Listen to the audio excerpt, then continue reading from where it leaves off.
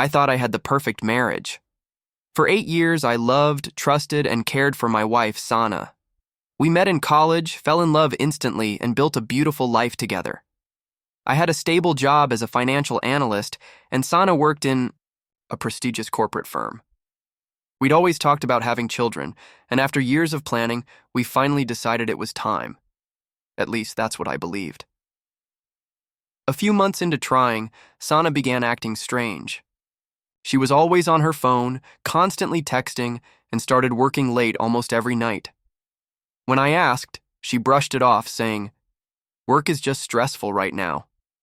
I trusted her because that's what marriage is supposed to be built on: trust.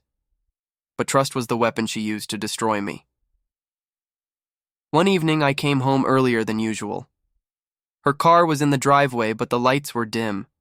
I walked upstairs and heard muffled sobs from the bathroom. I knocked softly, asking if she was okay.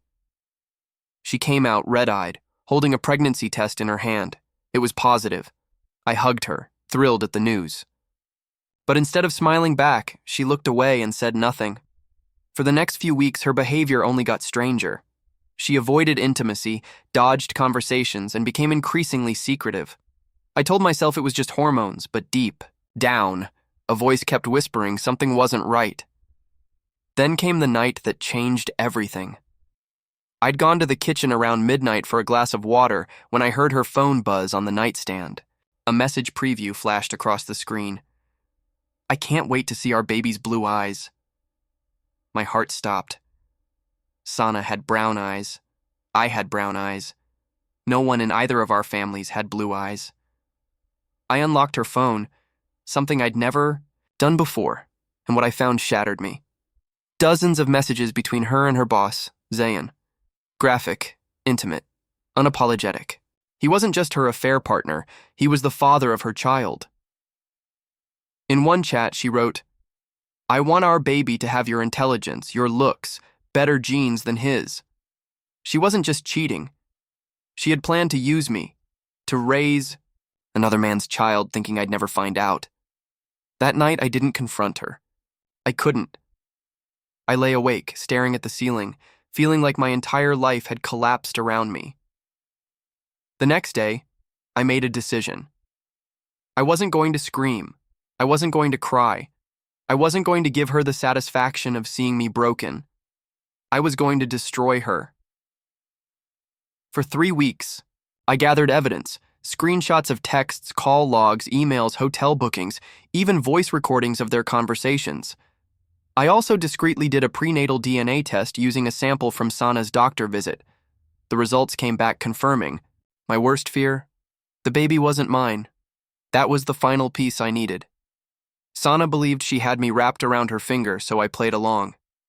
I acted overjoyed about the pregnancy, bought baby clothes, and even planned a family dinner to announce the big news.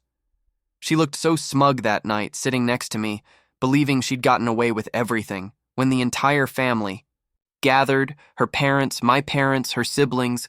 I stood up, raised my glass, and said, "Tonight I want to share the biggest blessing of my life." Everyone cheered. Sana smiled brightly. That's when I turned to her, my voice steady but cold. "Sana, why don't you tell everyone who the father really is?"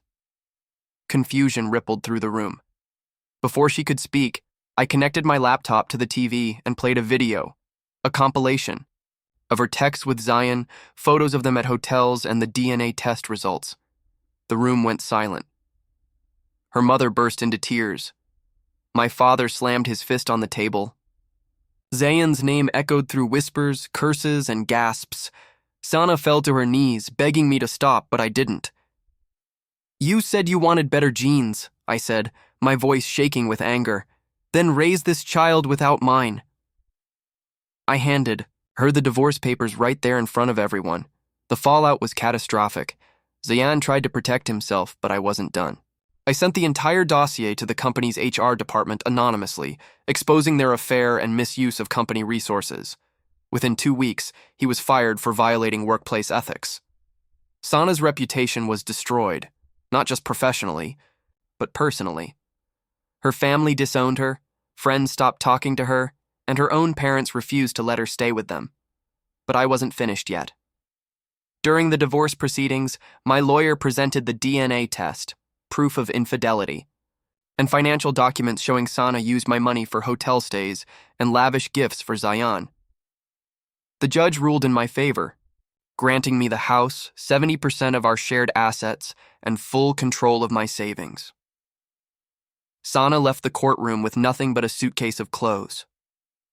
Months later, I heard Zion dumped her when she lost everything. He wasn't interested in raising the baby either.